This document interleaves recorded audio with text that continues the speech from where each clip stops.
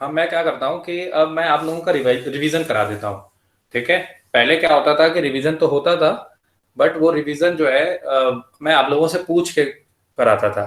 ठीक है, इन question answer format होता था। नाउ आज मैं क्या कराऊंगा, खुद से आप लोगों को एक बार फिर से रिवाइज करा देता हूँ। साउंड्स गुड है ना? सर आज क्वेश्चंस नहीं पूछेंगे? सर पहले नहीं, वाला ज्यादा बढ़िया। चलो आज मैं ही क्या करता हूँ, उसको कंप्लीट कर देता हूँ। नेक्स्ट क्लास में हम लोग क्वेश्चन आंसर सेशन रख लेंगे। ओके, तो हम लोगों ने स्टार्ट किया from Frederick Sorio painting 1848। Okay, हमने ये समझा कि वो एक फ्रेंच आर्टिस्ट है, उन्होंने 4 प्रिंट्स बनाए। ओके, उन्होंने एक ऐसी दुनिया देखनी चाहिए, एक ऐसी दुनिया देखी जो एक डेमोक्रेटिक और सोशल सर एक रिपब्लिक डाउट पे था बेस्ड। मेरा। वेट कर लो, अभी कंप्लीट हो जाए तो डाउट पूछना। तो डेमोक्रेटिक और सोशल रिपब्लिक्स के ऊपर बेस्ड हो, और उसमें से फर्स्ट पेंटिंग के बारे में यहाँ पे क्या हुआ है, डिस्कशन हुआ है।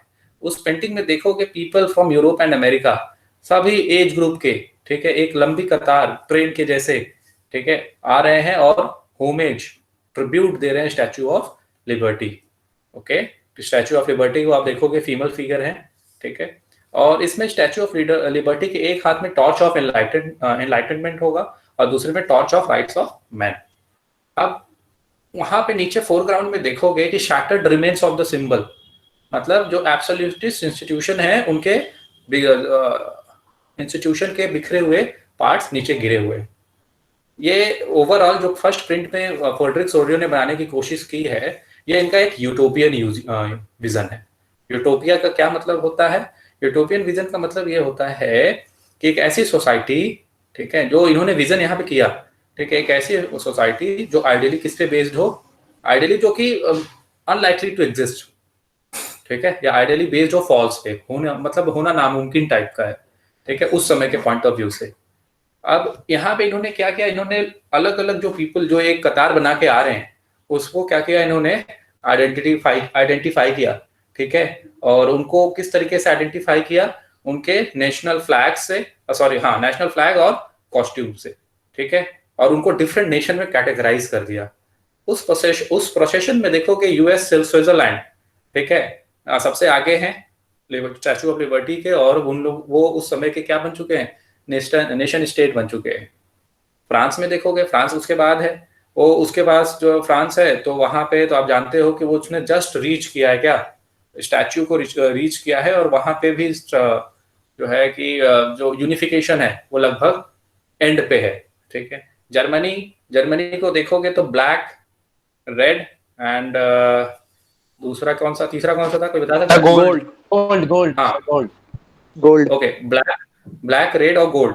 ओके, इसी ये फ्लैग लेके वो आगे बढ़ रहे हैं। हालांकि इस समय जब फ्रेडरिक सोरियो ने ये उनको रिप्रेजेंट किया था, उस समय जर्मनी एक नेशन स्टेट नहीं था।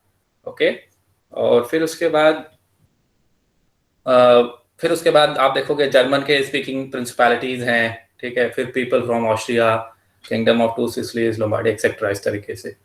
ऊपर से हेवन से भी क्राइस्ट और सेंट्स देख रहे हैं, तो उन्हें देख के बहुत खुशी हो रही है कि किस तरीके से भाईचारा बढ़ रहा है, किसमें, अमॉन्ग नेशंस। ठीक है, अब इसमें नेक्स्ट आपने देखा 19th सेंचुरी में। ठीक है, 19th सेंचुरी में जब आप देखोगे आगे, तो नेशन स्टेट और मॉडर्न स्टेट, जैसा कि अभी किसी का डाउट था, ठीक है, उस डाउट को भी मैं क्लियर कर दे रहा हूँ कि नेशन स्टेट और मॉडर्न स्टेट, तो मॉडर्न स्टेट के बारे में तो इंपॉर्टेंट, मॉडर्न स्टेट को तो समझा जा रहा था कि भाई नहीं, अब टाइम जैसे जैसे चेंज हो रहा है, कुछ मॉडर्निटी की तरफ हमें मूव करना चाहिए। तो मॉडर्न स्टेट में एक सेंट्रलाइज्ड पावर होता था जिसके पास फुल कंट्रोल होता था ओवर इट्स टेरिटरी। ठीक है, यहाँ पे जो पीपल रिसाइड करते हैं वो सिटीजन्स नहीं है अभी, वो सब्जेक्ट्स हैं। ओके, बट नेशन स्टेट उससे बहुत ज्यादा लिबरल, ओके, स्टेट था, जिसमें कि वहां के सिटीजन ही नहीं, वहां के रूलर भी, ठीक है, एक कॉमन आइडेंटिटी डेवलप करते हैं, उनकी एक शेयर्ड हिस्ट्री होती है।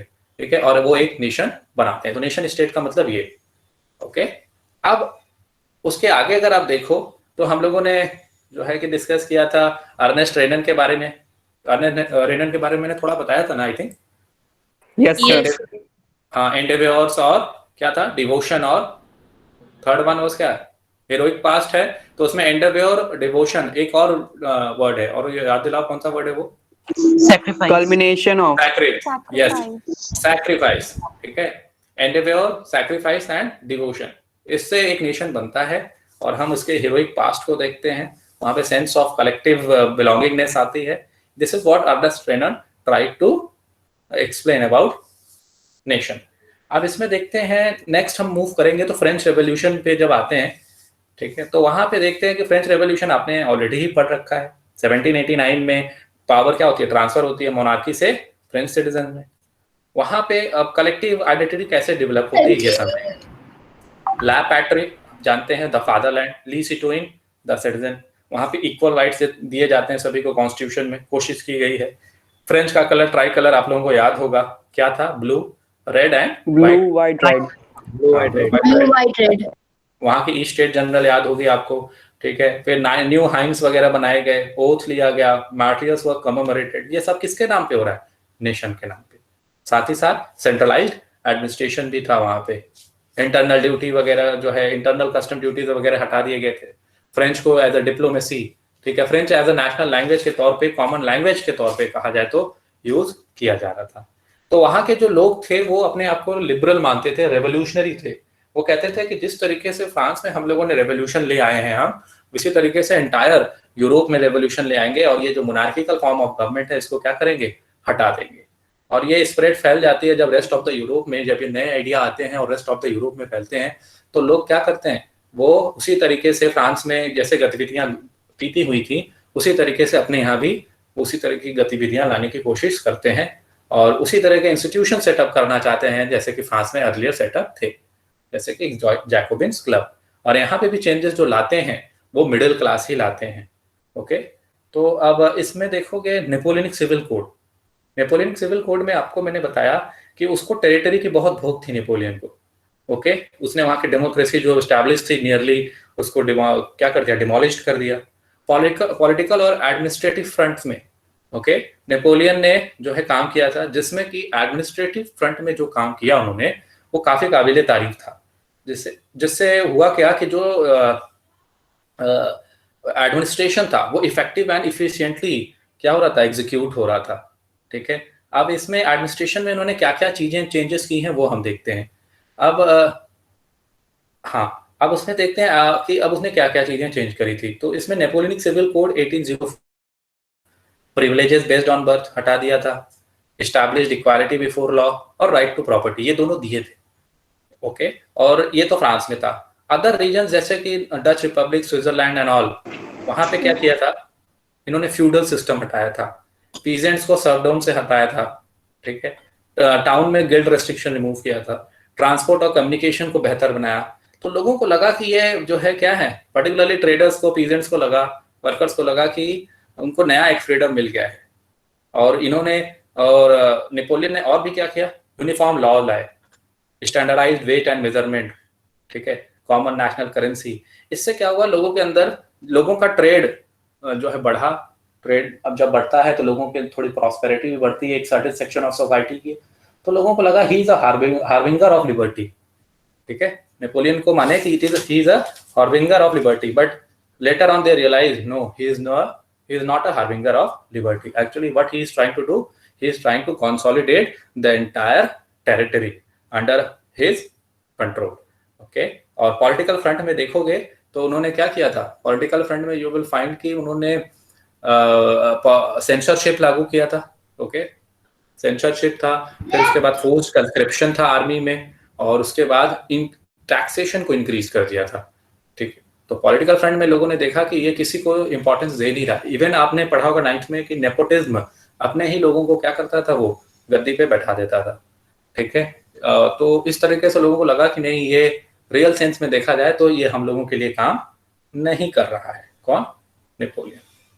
तो यही सब हम लोगों ने पढ़ा है, isn't it? Yes sir. समझ में आया? Yes sir. Sir yes sir. Sir हमारी बुक में मतलब बोलो बोलो क्या, सर गिल्ड रेस्ट्रिक्शंस मतलब वेट, ये दो कुछ सर बच्चे गिल्ड आपस में बात, रेस्ट्रिक्शन गिल्ड मतलब एसोसिएशन, एसोसिएशन पे जो रेस्ट्रिक्शन लगा था वो हटा दिया इन्होंने। ओके, मतलब सर ग्रुप बना के जो ट्रेड करते थे मर्चेंट्स। हाँ सर हाँ हाँ, सर, एक minute, wait wait, okay sir. ये एकेडमिक यमुना विहार से कौन है? Hello, academic Yamuna Vihar. Yes, sir. Good evening, sir. Good evening madam. एक और भी जी हैं एकेडमिक यमुना विहार से, 2 लोग हैं। सर, हर्ष सर है और मैं हूँ मधु। ओके, कुछ बच्चे आपस में चैट वगैरह भी कर रहे हैं। अगर अननेसेसरी चैट दिखे आपको, लगभग 47 चैट हो गया, मैं रिवीजन करा रहा था फिर भी ये चैट कर रहे थे, तो अभी तो आप फिलहाल सर इस चीज को लेके तो नहीं कर रहे हैं, बट हाँ करते हैं तो मैं इन लोगों को मैं रिमूव कर दूंगी इनका नाम नोट करके। ओके मैडम, ठीक है, थैंक यू। हाँ, आप क्वेश्चन डाउट पूछिए। सर, हाँ आपने बताया कि नेपोलियन को हार्बिंगर ऑफ लिबर्टी कहा है, लेकिन हमारी बुक में सर द फ्रेंच आर्मीज को लिखा गया है, the French armies were welcomed as the harbingers of liberty. कौन से बुक है आपकी? Sir history NCERT. Sir NCERT में लिखा है ये point. Yes sir. French armies? अरे last yes paragraph. Sir. Sir लिखा है। अरे तो फ्रेंच आर्मीज में है कौन उस समय? यस सर, बट आर्मी तो नेपोलियन की थी। उनका लीडर नेपोलियन ही है ना, लीडर तो नेपोलियन ही है। सर एक डाउट था मुझे कि सर समझ में जो आया आदित्य वर्मा? Yes sir. नहीं सर, अगर एग्जाम में ये क्वेश्चन आया तो हम क्या लिखेंगे, नेपोलियन की द फ्रेंच नेपोलियन भी लिख आर्मीज? दो, कोई दिक्कत नहीं है। Okay sir. नेपोलियन भी लिख दो, हम कोई ये लिख दिक्कत नहीं। सकते हैं ना फ्रेंच सर, आर्मीज ये लिख दो, लिख कोई सकते हैं ना, दिक्कत French army led by Napoleon Bonaparte. हाँ, ऐसे भी लिख दो, क्योंकि उस समय तो है रूल कौन कर रहा है, 1804 से 1814 और 15 नियरली ऐसे कह लो अप्रॉक्स, तो कौन रूल कर रहा है? नेपोलियन ही कर रहा है। ओके, सर चलो, एक डाउट तो है हम सर, जो हमारा पिछले सर साल what is full fledged territorial state? Full fledge territorial state. Okay, हाँ वैभव क्या कह रहे हो तुम? सर मैं कह रहा हूँ जो हमारा लास्ट ईयर जो हमने पढ़ा था सर, उसमें बहुत कुछ हमारे स्कूल ने हटवा दिया था बुक में से, लेकिन सर एनटीएससी में तो सब कुछ आएगा, तो फिर उसमें कैसे हम कोप अप करेंगे? अब यही प्रॉब्लम है। देखो स्कूलों में क्या करते हैं, वो फ्रेंच रेवोल्यूशन में से हटाते हैं, Nazi the rise of sorry Hitler वाला जो है चैप्टर, क्या नाम है, Nazi the rise of the Hitler. Rise sir of वो हिटलर। वाले नहीं हटाए थे, लेकिन ओके, जो पिछले वाले जो क्रिकेट हिस्ट्री से हैं, जो और भी पीछे वाले चैप्टर्स हैं, वो हटा दिए हैं। Yes sir. तो वो हटा दिए हैं, तो उससे नहीं आ रहे हैं क्वेश्चन अभी, ठीक है। और सर हमारा क्लाइमेट भी हटा दिया था ज्योग्राफी में से। अब मैंने यहाँ पे क्लाइमेट पढ़ाया था सभी को। Yes sir. सर पढ़ाया था। यस सर, यस सर पढ़ाया Yes, sir. यस सर पढ़ाया था। अब देखो ये ट्रांजिशन जोन है, ट्रांजिशन पीरियड है, बे ऑफ बंगाल में कोई तूफान आया है? यस सर अभी हम Yes, sir. Yes sir. Amphan आया है, अरबियन सी में भी आ रहा है। सर एक सुना और है? आने वाला है अभी। यस सर, हाँ, वो वही वही कह रहा हूँ। करने वाला है, उसका नाम गुजरात में जो है कि अब लोग क्या कर रहे हैं, तैयारी कर रहे हैं उससे फाइट करने के लिए। Yes sir. सर चलो क्लाइमेट सर क्लाइमेट पे आपके डाउट के क्लास चल जाएंगे, ठीक है। लेकिन जब कुछ पढ़ा ही नहीं होगा तो डाउट तो आएगा ही नहीं। चलो कोई बात नहीं, हम लोग अब अपने टॉपिक पे चलते हैं। यस सर मुझे यस कुछ सर। पूछना था। हाँ, समवन इज सेइंग समथिंग। हाँ बोलो। सर मैं कह रहा हूँ फ्रेडरिक सोरियो की पेंटिंग के अकॉर्डिंग स्विट्जरलैंड जो था वो नेशनल स्टेट था। हाँ, तो सर फिर जो वो फ्रेंच तो फिर सर हाँ, स्विट्जरलैंड ने क्यों नहीं किया और कंट्रीज को नेशनल स्टेट बनाने में, फ्रांस क्यों गया? फ्रांस एक्चुअली जो उसमें नेशन स्टेट टाइम पीरियड है 1848। ओके, और फ्रांस में जो गतिविधियां हो रही हैं, ठीक है, वो 1789 से चल रही हैं। तो सर पहले फिर सबसे पहले फ्रांस में शुरू हुआ है। ओके, हालांकि उससे पहले भी आप अमेरिकन वॉर ऑफ इंडिपेंडेंस आपको मालूम होगा 1776 1777। ओके, बट 1789 में ही देखा गया कि ये जो फ्रेंच आर्मीज थे, ठीक है, जो फ्रांस के पीपल थे, उनके अंदर जो है ये भावना लिबर्टी, इक्वालिटी और फ्रेटर्निटी की, ठीक है, वो बहुत ज्यादा थी। और उस वहीं से ये कंसेप्ट धीरे धीरे इवॉल्व हुआ। तो फ्रांस को हमेशा सेंटर ऑफ स्टेज में रखा गया है। अब जब आगे और पढ़ोगे तो आपको और ज्यादा क्लैरिफाई होगा क्यों फ्रांस को ही कंसिडर किया जा रहा है। स्विट्जरलैंड में मोर और लेस केस में देखा जाए तो नेशन स्टेट था। और फ्रेडरिक सोरियो ने ये कहा कि उन्होंने स्टैचू ऑफ लिबर्टी है, उस स्टैचू ऑफ लिबर्टी में अमेरिका है मान लो ये, और ये स्विट्जरलैंड, तो ये पहुंच चुके हैं। ओके, स्टैचू ऑफ लिबर्टी के। ओके, और इसमें जो है फ्रांस जस्ट पहुंचा ही है, ऐसे कुछ बताने की कोशिश की गई है। तो सर ये हो सकता था कि फ्रांस बन जाता पर नेपोलियन की वजह से वो पीछे हो गया नेशन स्टेट बनने में। और हाँ आप ऐसे कह सकते हो, नेपोलियन की वजह से सारा बिगड़ गया। ठीक है, ओके सर। सर हाँ सर अब डाउट रोक लो। सर्वडम का मीनिंग। सर्वडम मतलब भूदास, भूमि पे जो दास की तरह काम कर रहे हैं, भूदास। Okay okay, sir, thank you sir. The making of national Europe, two part. ठीक है, सर लैंडलेस लेबर।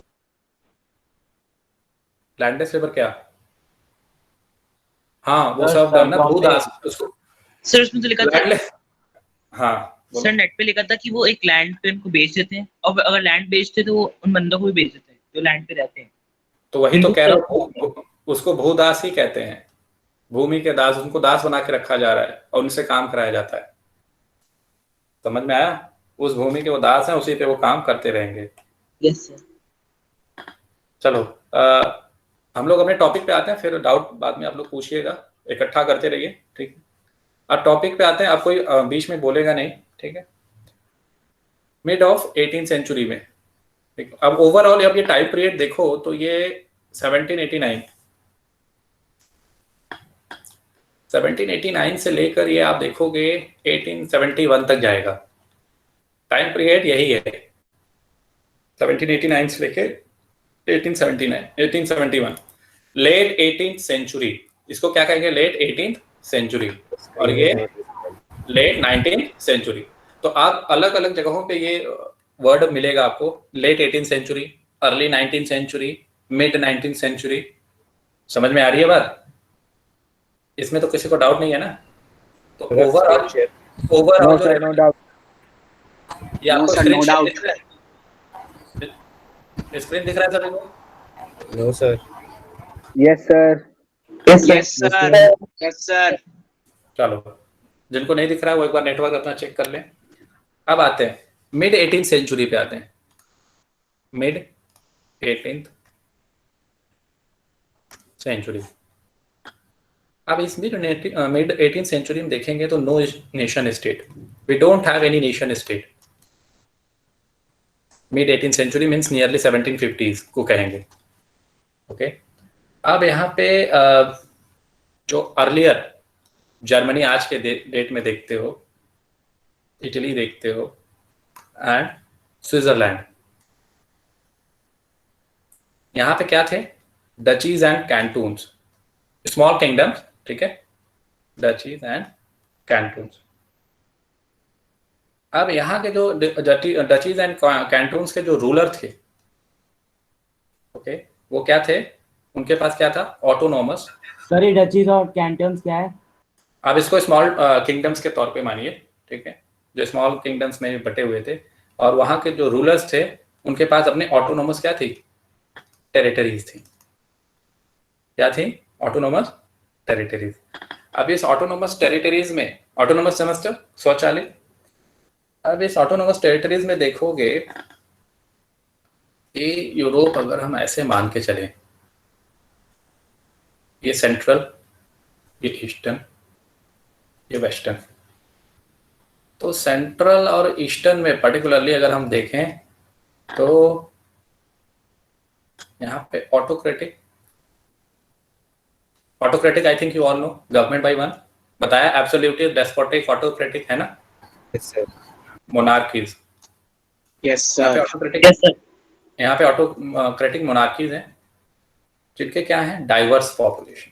पॉपुलेशन कैसा है? Diverse.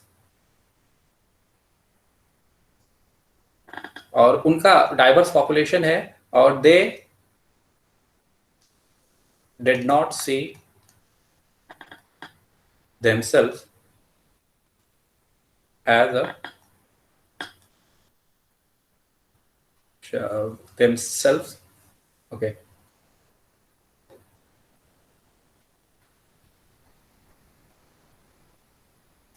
as sharing collective identity और कॉमन कल्चर। शायद मैंने स्टार्टिंग में ही बता दिया था, ओके, कि यहाँ पे मल्टी डायनेस्टिक अंपायर होंगे यहाँ पे जो लोग रह रहे हैं यूरोप में, ठीक है, तो उनके अंदर वो पॉपुलेशन कैसी है, डाइवर्स है। वो एक अपने आप को एक नहीं मानते, उनकी मानते हैं कि हमारी कोई कलेक्टिव आइडेंटिटी नहीं है, हमारा कोई भी जो है कॉमन कल्चर नहीं है। और यहाँ पे आप देखोगे डिफरेंट लैंग्वेज क्या यूज करते हैं, different language and belong to different ethnic group. Different language और डिफरेंट एथनिक ग्रुप से भी वो बिलोंग करते हैं। अब इसी को एक्सप्लेन करने के लिए ये कहा गया है कि एक मल्टी डायनेस्टिक एम्पायर है जिसका नाम क्या है, मैं रब कर दूं, इसे इरेज कर दूं, शाला erase this, Yes, sir. Yes, sir. Yes, sir. No, sir. फटाफट लिख लो जिसने नहीं लिखा है। Yes sir. Yes, sir.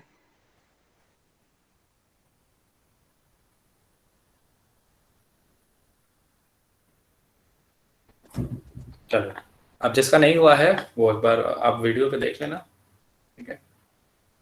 अब यहाँ पे जो मल्टी डायनेस्टिक एम्पायर का बताया गया एग्जांपल वो है ऑस्ट्रिया और Hungary. Austria, Hungary. Austria Hungary में एक मल्टी डायनेस्टिक एम्पायर है जिसका नाम है हैब्सबर्ग एम्पायर। हालांकि इससे रिलेटेड क्वेश्चन आते नहीं है एग्जाम में, फिर भी कोई ठीक नहीं है, हो सकता है आप पूछ ले। तो यहाँ पे देखोगे ये पैचवर्क था, पैचवर्क ऑफ डिफरेंट रीजन, अलग अलग रीजन को बना के मिला करके बना हुआ था। And people, different region and people, अलग अलग लोगों और रीजन को एक साथ बना के एक एम्पायर बना हुआ था, इसीलिए इसको मल्टी डायनेस्टिक कहते हैं। अब इसमें देखोगे कि कौन कौन से रीजन इंक्लूडेड थे। ओके, तो अल्पाइन रीजन, यहाँ पे एक रीजन था जिसका नाम था अल्पाइन। अल्पाइन याद है आपको, ऊपर जाते हैं vegetation, yes sir, natural vegetation and wild life. Tropical trees होते हैं वहाँ पे। हाँ, तो यहाँ पे क्या है, Alpine trees होते द टायरॉल अल्पाइन रीजन में है, फिर ऑस्ट्रिया एंड सडेटनलैंड।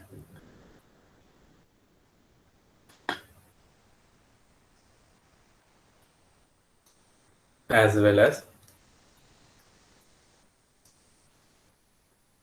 बोहेमिया। ओके, यहाँ के और एरिस्टोक्रेसी, एरिस्टोक्रेसी, अब ये याद रखना टर्म, 3 टर्म अगर आप कहीं देखते हैं जैसे कि एलीट, एरिस्टोक्रेसी, नोबिलिटी, तो you can use it interchangeably, ठीक है। तो पैसे वाले लोग, एरिस्टोक्रेट, शाहीन लोग, समझ में आ रहा है।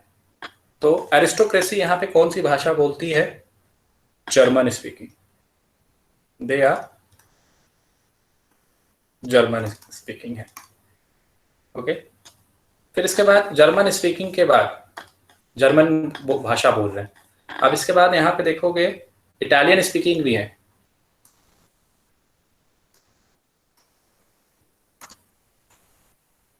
इटालियन स्पीकिंग भी है। तो इटालियन स्पीकिंग में कौन सा रीजन है, provinces of Lombardy and Venetia, ये इटालियन हो गए। अब इसके बाद देखोगे हंगरी में पर्टिकुलरली अगर हम जाएंगे, एक बार ये क्वेश्चन एनटीएससी में आया था, यहाँ की हाफ ऑफ द पॉपुलेशन जो है क्या बोलती है, मैग्यार। कौन सी भाषा बोल रही है, Magyar. Other half regional dialect. Regional dialect मतलब अपने क्षेत्र। रीजन की भाषा। हाँ, सर ये रीजनल क्वेश्चन डीपीपी में भी था। हाँ, तो ये क्वेश्चन एक बार आया हुआ है, इसीलिए डीपीपी में भी इंक्लूडेड है। तो अब ये तो हम लोगों ने कहा जर्मन स्पीकिंग हो गया, इटालियन स्पीकिंग भी है। हंगरी में आधे लोग मैग्यार बोल रहे हैं, आधे लोग रीजनल डायलेक्ट। एक और भी है यहाँ पे एक और है आपके पॉलिश लैंग्वेज बोलने वाले। कौन सी language, Polish language. Polish language जो है वो कहाँ पे रहते हैं, गैलिसिया। कहाँ पे रहते हैं, गैलिसिया में रहते हैं। समझ में आ रहा है? एरिस्टोक्रेसी है particularly, aristocrat sir hmm sir वो अल्पाइन Aristocracy. रीजन के नीचे लिखा क्या है? अल्पाइन रीजन के नीचे the Tyrol. Okay sir.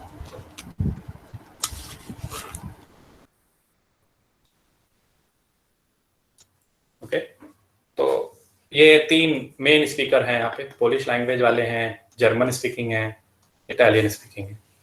Sir ये हैब्सबर्ग एम्पायर में है, अल्पाइन रीजन में?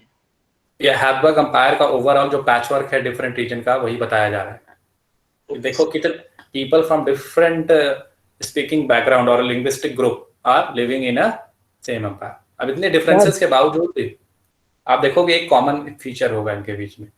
अब वो कॉमननेस क्या है, पहले ये लिख लो फिर मैं बताता हूँ। डाउट हो तो अभी रुक जाओ, इसको पहले ही कंप्लीट करते हैं, फिर हम लोग आते हैं डाउट पे।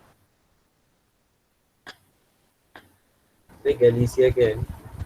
गैलेशिया ये प्लेस है। अब रब करते हैं इसको। Yes sir, Yes, sir. Yes sir. अब ये तो हमने ऊपर जो पढ़ा कि भाई इतने 3 लैंग्वेज, 3 प्रोमिनेंट ग्रुप हैं, इसमें आपके बुक में भी दिया होगा। इसके साथ साथ अगर देखो तो यहाँ पे पीजेंट्स भी हैं। ये पिसाइड समझते हो ना, उसके साथ साथ यहाँ पे कौन है, पीजेंट्स भी हैं। ओके, पीजेंट्स हैं, तो ये पीजेंट्स कहाँ के जो है पर्टिकुलरली कहाँ से बिलोंग कर रहे हैं ये हम देखते हैं कि जो ओवरऑल हैब्सबर्ग एम्पायर है, इसके नॉर्थ, साउथ एंड ईस्ट में है, नॉर्थ, साउथ और ईस्ट में। अब जैसे किस तरीके से हम इसको देखेंगे, नॉर्थ में अगर देखें तो हमारे कौन है, बोहेमियंस एंड स्लोवाक्स, पीजेंट्स हैं, ठीक है। फिर उसके बाद साउथ में आए तो स्लोवेनियस एंड कार्नियोला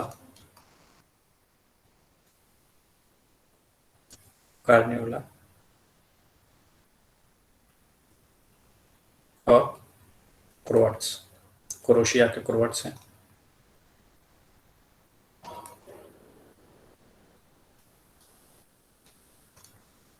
अब ईस्ट में देखें तो कौन है, ईस्ट में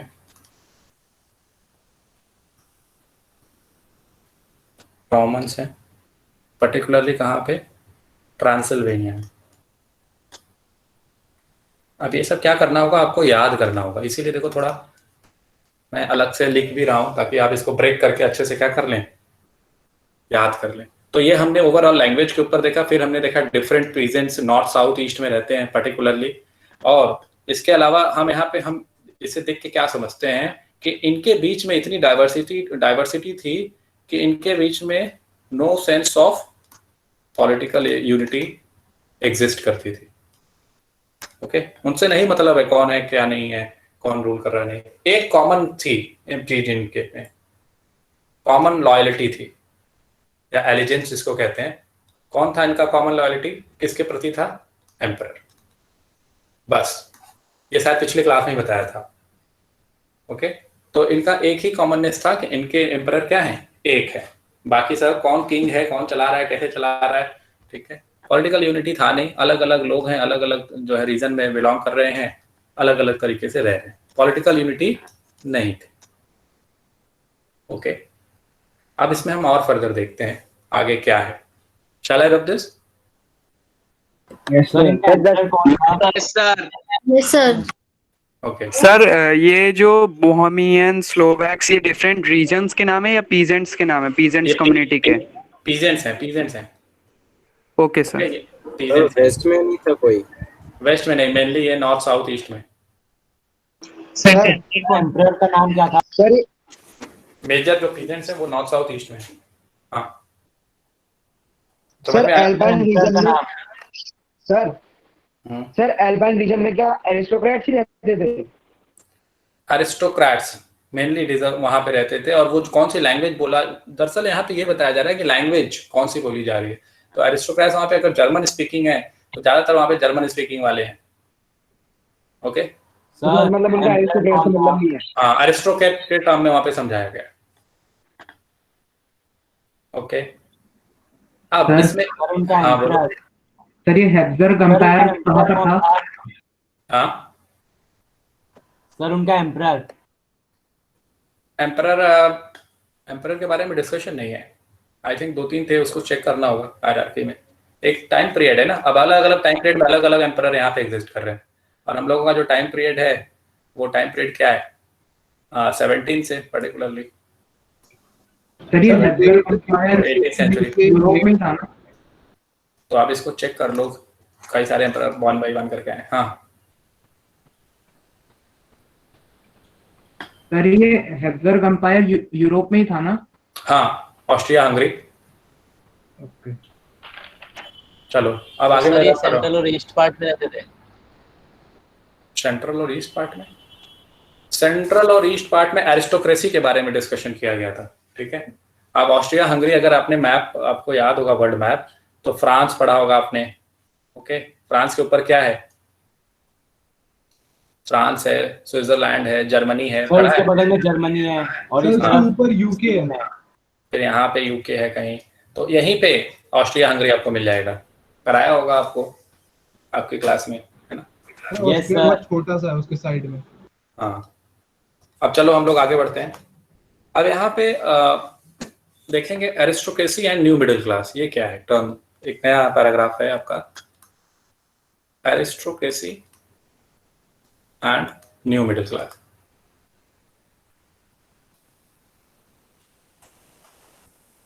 अब देखो एरिस्टोक्रेट्स जो थे, ओके, ये पर्टिकुलरली एरिस्टोक्रेसी के ऊपर क्वेश्चन बन सकता है।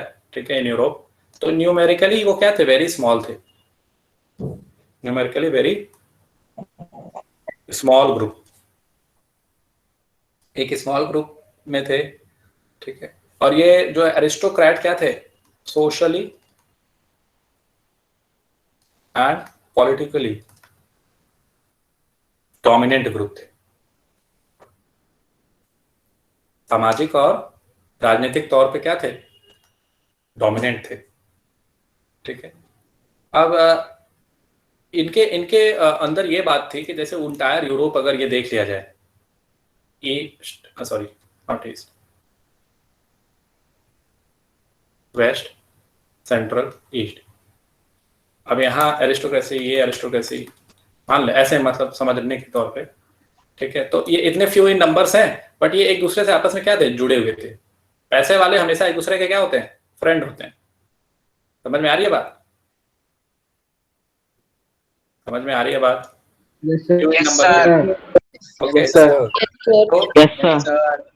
तो मेंबर्स क्या थे, United, members United by common वे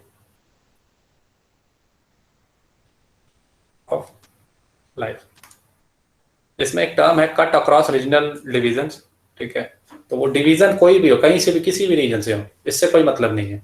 उनके अंदर एक सिमिलैरिटी है। क्या सिमिलैरिटी है कि they are aristocrats, that's all, पैसे वाले लोग हैं, शाही लोग हैं। ठीक है, ओन्ड, बड़े बड़े इनके जमीन जायदाद हुआ करते थे गाँवों में, रूरल एरिया में, कंट्री साइड में। कंट्री साइड तो आज जानते ही होंगे आप लोग। And also in town,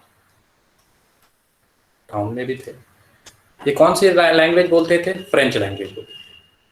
French बोलते थे किस लिए, डिप्लोमेसी के लिए। किस लिए बोलते थे, डिप्लोमेसी के लिए। सर मतलब इनकी फैमिलीज, ठीक है, आपस में कनेक्टेड थे, ऑफन कनेक्टेड थ्रू मैरिजेस। एक दूसरे से, एक दूसरे के रिश्तेदार थे ये, देखा जाए तो, क्योंकि पैसे वाले लोग हैं और कम है, तो एक दूसरे से हमेशा जुड़े रहते थे। फ्रेंच लैंग्वेज मतलब एक हाई सोसाइटी की लैंग्वेज बना दी गई थी फ्रेंच। ठीक है, कूटनीति के लिए, डिप्लोमेसी के लिए हाई स्टैंडर्ड लेवल पे लैंग्वेज को रखा गया। और ये लोग हमेशा जब भी बात करते थे, यहाँ से बिलोंग कर रहे हैं, चाहे यहाँ या चाहे यहाँ। अब देखो अलग, इतनी ज़्यादा डाइवर्सिटी है, तो लैंग्वेज भी ऑब्वियसली क्या होगा, डिफरेंट होगा। तो इन लोगों ने कंसिडर किया कि we will speak in French. Sir जैसे हम इंग्लिश करते वैसे ही फ्रेंच हो। हाँ हाँ, ऐसे समझ लो, ठीक है, वेरी गुड। ओके, अब हमने यहाँ पे ये समझा कि न्यूमेरिकली वेरी स्मॉल ग्रुप। अब तो यहाँ पे मेजॉरिटी में कौन है? मेजॉरिटी में अगर आप देखोगे तो यहाँ पे कौन है? पीजेंट्स है। कौन है? पीजेंट्स है। तो पीजेंट्री यहाँ पे आपको दिखेगा। ये आपने मिटा दिया तो और आगे समझाओ। अरे सॉरी, ये आपने लिख लिया हो तो आगे और आगे समझाओ। Sir please wait. Yes sir, लिख लिया। यस सर लिख लिया। Yes sir. Yes sir, written. Yes sir लिख यस सर लिख लिया। यस सर लिख लिया।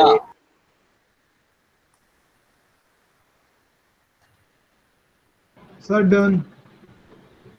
अब देखते हैं, क्योंकि जैसा कि मैंने बताया कि मेजॉरिटी में कौन है? पेन। सॉरी नॉट पेन,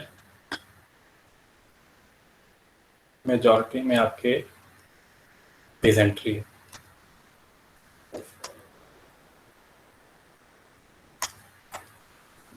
अब ये यूरोप फिर से देखते हैं। इसे यूरोप को मान के चलते हैं, ये वेस्ट, ये सेंट्रल, ये ईस्ट। तो वेस्ट वाले में पर्टिकुलरली अगर आप देखेंगे, आप चाहो तो ऐसे ही बना लो,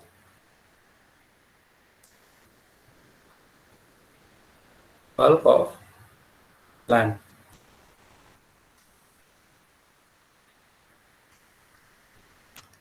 tenants and small owners। और यहाँ पे कुछ पार्ट सेंट्रल के और कुछ ईस्टर्न यूरोप के। ये कौन देखता है? Land holding was characterized by vast estate। और यहाँ पे कल्टीवेट कौन करता है? Cultivated by Surf. सर्फ यहाँ पे क्या कर रहे हैं? कल्टीवेट कर रहे हैं। तो पहले तो इस तरीके से यूरोप में था कि यहाँ पे बल्क ऑफ लैंड छोटे टेनेंट्स और स्मॉल ओनर चला रहे हैं। इस तरफ क्या था? बड़ी लैंड होल्डिंग्स थी जो ई स्टेट में थी, और उसको सर्फ के थ्रू, भूदासों के थ्रू क्या किया जाता था? क्या किया जाता था? कल्टीवेट कराया जाता था। यहाँ पे आपने अभी एरिस्टोक्रेसी भी पढ़ा था कि एरिस्टोक्रेसी सेंट्रल और ईस्ट में ज़्यादा है, एरिस्टोक्रेट्स ज़्यादा है। अब यहाँ पे देखते हो कि एक ड्रामेटिकल चेंज आता है। ये तो ओवरऑल पिक्चर है यूरोप का, एक चेंज आता है। चेंज क्या आता है कि western and parts of central Europe,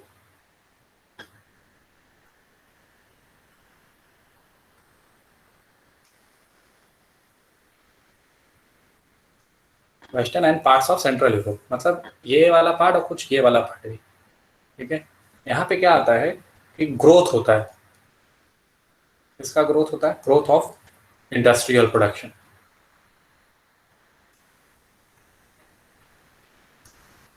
okay, अब देखो ये इसको आगे बढ़ाने से पहले एक छोटा सा कंसेप्ट मैं रिकैप कराना चाहूंगा। मैंने रशियन रेवोल्यूशन में भी समझाया था, यहाँ पे भी समझा देता हूँ।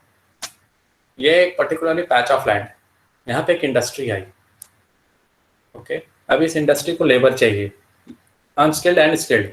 अनस्किल्ड वाले तो आसपास से मिल जाएंगे, मैनुअल काम करने वाले। स्किल्ड वाले बाहर से आएंगे। पढ़ाया है कभी कुछ ऐसा? Yes sir. Yes sir. बाहर से आएंगे। Yes, sir। जैसे अगर सर ये टाउन एक एस्टेब्लिश्ड हो जाता है। हाँ सुन लो, अब पूरा एक टाउन सेटअप हो जाता है। हाँ अब सुन लो मेरी पूरी बात। तो अब यहाँ पे क्या होगा कि अब यहाँ पे ये आ गए तो अपने फैमिली से दूर आए, तो अब यहाँ पे ये लोग इनको क्या करेंगे? ऐसे लोगों के लिए अपने घरों को किराए पे देंगे, रेंट कमाने के लिए किराए पे घर देना शुरू करेंगे। ये किराए के घर में जब रहेंगे, जो इंडिविजुअल बाहर से आए हैं, ठीक है, तो अकेले रहेंगे, खाना वगैरह बनाना होगा, तो अपने फैमिलीज को भी ले आएंगे। किसको ले आएंगे? फैमिलीज। यहाँ पे फैमिलीज आ गई, यहाँ पे आ गई, फैमिलीज और रहने लगी। अब जब फैमिलीज आने लगी तो फैमिलीज में हस्बैंड, वाइफ एंड चिल्ड्रन यही होते हैं, पर्टिकुलरली ग्रैंड पेरेंट्स भी हो सकते हैं। तो इस केस में क्या होता है कि अगर हस्बैंड वाइफ चिल्ड्रन है तो अब यहाँ फैमिली रहने लगी, तो यहाँ पे इनको क्या चाहिए? ग्रॉसरी चाहिए। तो एक रिलायंस फ्रेश, ईबे जैसा ग्रॉसरी शॉप भी खुलेगा, छोटे मोटे जनरल स्टोर खुलेंगे। फिर चिल्ड्रन यहाँ पे तो इनको पढ़ाई भी चाहिए, एक स्कूल भी खुलेगा यहाँ पे। ओके, स्कूल यहाँ पे खोल दिया, बच्चे स्कूल पढ़ने पे चले गए। पार्क खोल दिया यहाँ पे, बच्चे खेलने भी जाएंगे। ओके, मॉल खोल दिया यहाँ पे, लोग पिक्चर देखने भी जाएंगे वीकेंड पे। इस तरीके से इतनी यहाँ पे अब जनसंख्या क्या हो रही है, धीरे धीरे बढ़ती जा रही है, मार्केटिंग एक्टिविटी बढ़ रही है। अभी विलेज से टाउन हो गया, टाउन से अब धीरे धीरे सिटी हो जाएगा ये, ठीक है। और यहाँ पे एक पुलिस चौकी भी लगा दी, पुलिस भी देखो कि ये आपस में लड़े ना, लॉ एंड ऑर्डर बना रहे। तो धीरे धीरे क्या हो गया यहाँ पे, इंडस्ट्रीज के साथ साथ टाउन भी क्या हो गए, डेवलप होने लगे, या अर्बन एरियाज कह लो डेवलप होने लगे। समझ में आया? तो same kind of thing happened in western and central Europe, growth of industrial production. Okay, तब फिर उसके बाद होगा ट्रेड ग्रोथ। अब जैसे जैसे मैं लिखूंगा आई थिंक आपको समझ भी आना चाहिए। ट्रेड का ग्रोथ होगा ऑफ टाउन्स एंड, समझ में आ रहा है? Emergence, Yes, sir. Yes, sir. emergence of commercial classes, commercial classes का इमरजेंस होगा। प्रोडक्शन शुरू होता है किसके लिए, प्रोडक्शन फॉर मार्केट। ओके, इतना लिख लिया है सभी ने? Yes, sir. अब यहाँ पे चलो लिख लो यहाँ पे। अब यहाँ पे इंडस्ट्रियलाइजेशन अगर देखो इंग्लैंड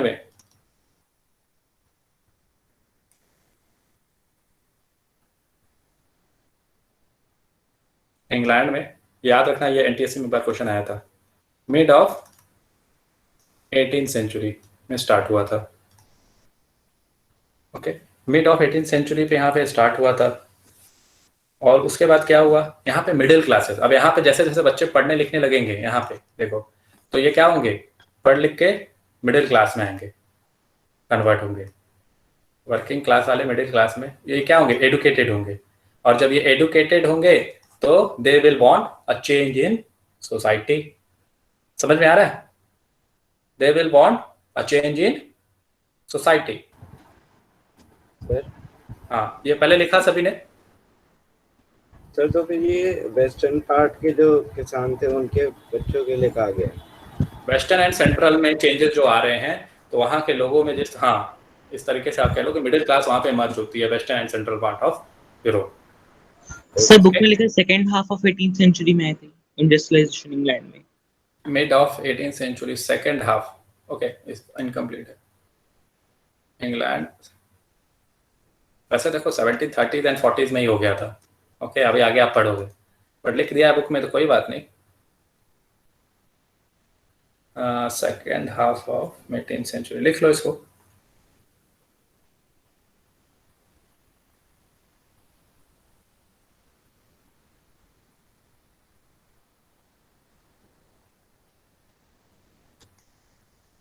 चलो ये 18th सेंचुरी तो लिखा ही है।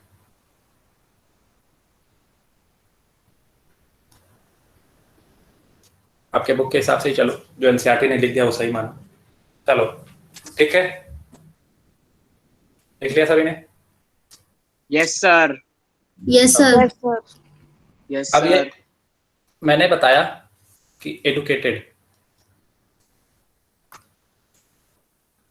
जो ये एडुकेटेड लोग हैं, मिडिल क्लास वाले ये एडुकेटेड होंगे, यही पूरा रेवोल्यूशन लाते हैं, याद रखना। ओके, और ये क्या चाहेंगे कि idea of national unity, nation की यूनिटी हो, following the abolition of monarchy. यही इनका मेन थीम होगा, जहां जहां पढ़ोगे आप यही सब पाओगे। Is that clear to everyone? Yes, sir. Okay, Yes, तो sir. आज मिडिल क्लास लोग जो थे वो लिबरल्स थे। हाँ ओके, अब ऐसा करिए कि आज कौन पढ़ेगा? आदित्य वर्मा।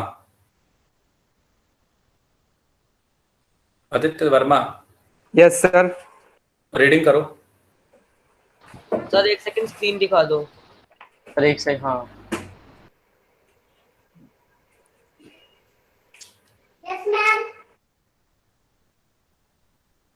ठीक है,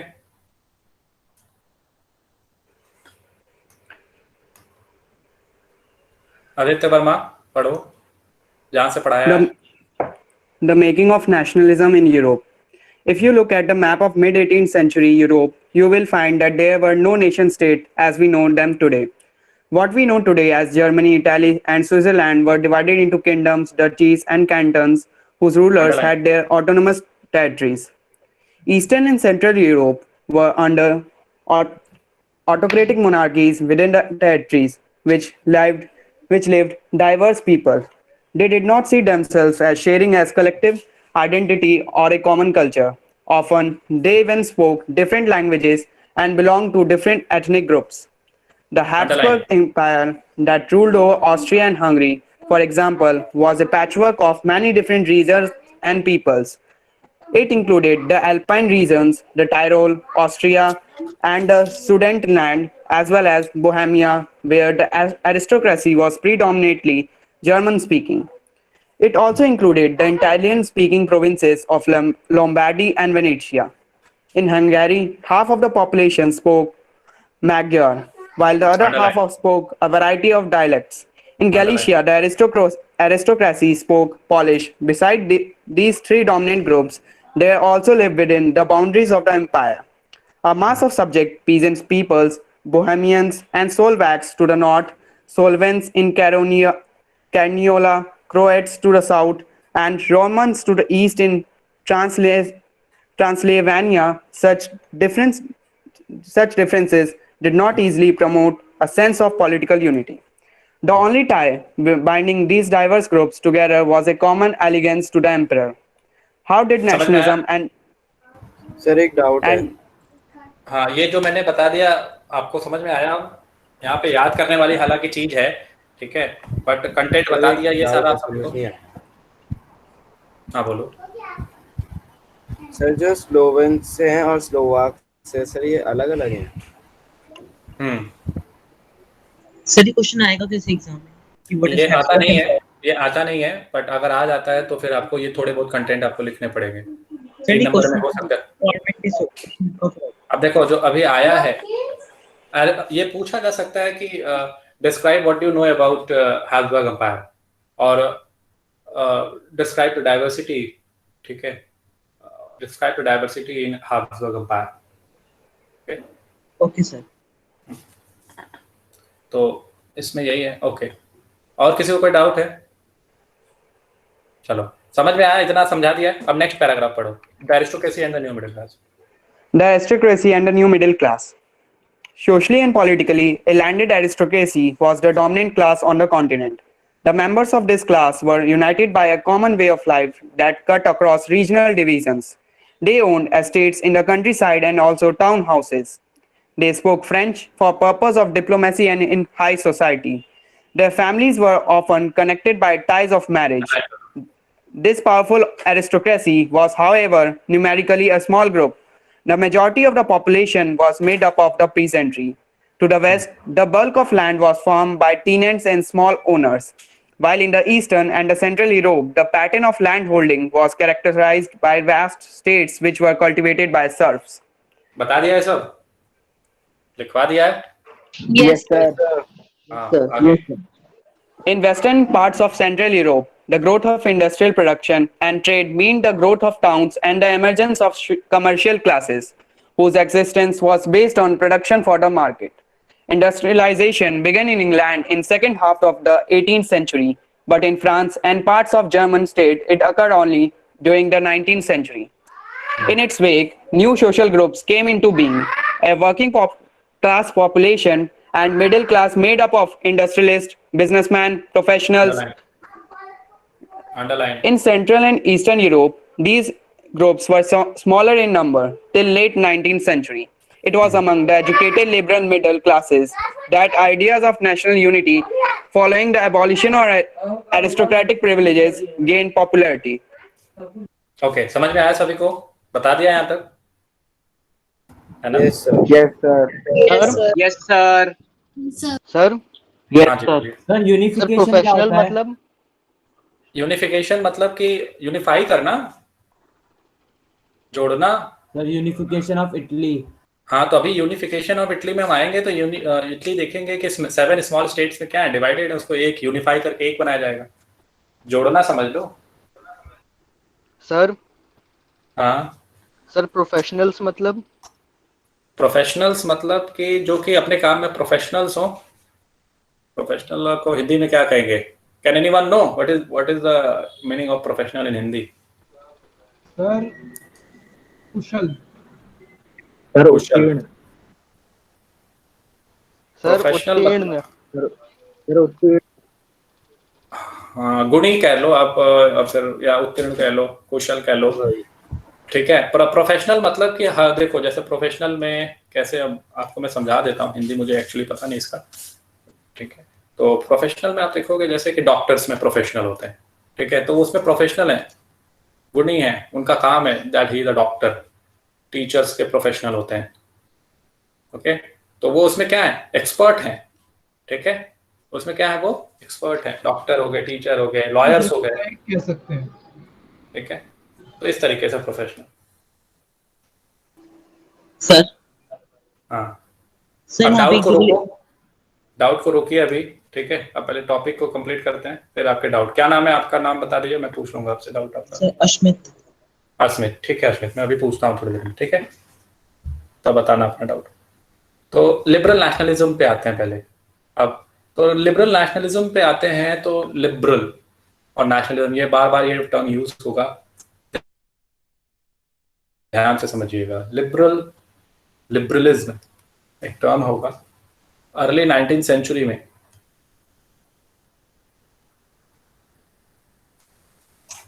ओके, यूज हुआ। अब ये लैटिन वर्ड से बना हुआ है, ये एक बार एनटीएससी में आया हुआ है, लैटिन वर्ड से है बना, जिसका मतलब क्या होता है? लैटिन वर्ड लिबर से बना है, जिसका मतलब होता है फ्रीडम। क्या मतलब होता है? Freedom of the individual and equality of all before the law. ये टर्म, दो टर्म है। तो अब एक नया टर्म जब लिबरलिज्म आता है, तो ये दो डोमेन में आएगा। एक आएगा पॉलिटिकल, एक आएगा इकोनॉमिकल। हम पॉलिटिकल और इकोनॉमिकल फ्रंट में इसको पढ़ेंगे। फ्रीडम क्या मतलब है, पॉलिटिकल टर्म में क्या समझेंगे, और इकोनॉमिकल टर्म में क्या है। तो पॉलिटिकल टर्म में आप देखोगे तो ये क्या कहते हैं कि पॉलिटिकल लिबर्टी मिलनी चाहिए। इसमें लिख लो इसको सेपरेट करके, पॉलिटिकल लिबर्टी मतलब जिसको चाहे वही जीत के आए, रिप्रेजेंटेटिव गवर्नमेंट बने या गवर्नमेंट बाय कंसेंट बने, जैसे डेमोक्रेसी, समझ रहे हो? Democracy kind of thing, constitution हो, ठीक है, कॉन्स्टिट्यूशन हो, रिप्रेजेंटेटिव गवर्नमेंट हो, पार्लियामेंट हो, समझ में आ रहा है? Representative government, okay. तो इस तरीके से पॉलिटिकल इक्वालिटी के बारे में बात होगी। यहाँ पे सफरेज है, suffrage I think you all know. Suffrage, Yes sir, movement related to the women. हाँ, तो Movement यहाँ to fight to get equality, political rights. हाँ, इक्वालिटी पॉलिटिकल ही नहीं है, ठीक है, मतलब राइट टू वोट ही नहीं है। पॉलिटिकल डोमेन में और भी बहुत सारे राइट्स रहते हैं। अब देखो, राइट टू वोट की भी अगर बात करें, ठीक है, पॉलिटिकल फ्रंट में भी देखें और राइट टू वोट की भी बात करें, तो वो भी सभी को नहीं मिली हुई थी। अगर आपको फ्रांस का कॉन्स्टिट्यूशन ऑफ 1791 याद है अच्छे से, तो उसमें आपने पढ़ा होगा active citizen and passive citizen. Yes sir. A man above 25 years of age paying tax. मुझे बोलने दो।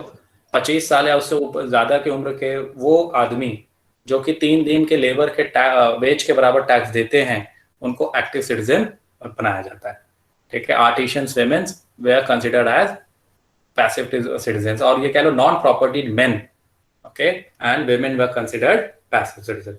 तो यहाँ पे राइट टू वोट सभी को नहीं दिया जा रहा है, ओके। कोशिश की जाती है देने के लिए, पर नहीं दिया जाता। पर उसके बाद देखोगे नेपोलियन आता है, तो नेपोलियन क्या, अब अच्छा, इसमें कन्वेंशन पे आपने देखा होगा, कन्वेंशन में क्या किया था उसने, दे दिया था 21 ईयर अब दिया था ना कन्वेंशन, नेशनल असेंबली और फिर कन्वेंशन था, ठीक है, जिसमें 21 ईयर अब एज को मिल गया था मेन को right to vote. But monarchy जब नेपोलियन आता है, तो वो क्या करता है, फिर से डिमिनिश कर देता है, मैन ऑफ प्रॉपर्टी को ही क्या देता है, इंपॉर्टेंस देता है, और वही वोट करते हैं। Is that clear? तो राइट टू वोट के लिए फाइट यहाँ पे है, ठीक है। पॉलिटिकल इक्वालिटी की बात हो रही है, अब उसके बाद हम देखेंगे नेक्स्ट है इकोनॉमिक इक्वालिटी। क्या है?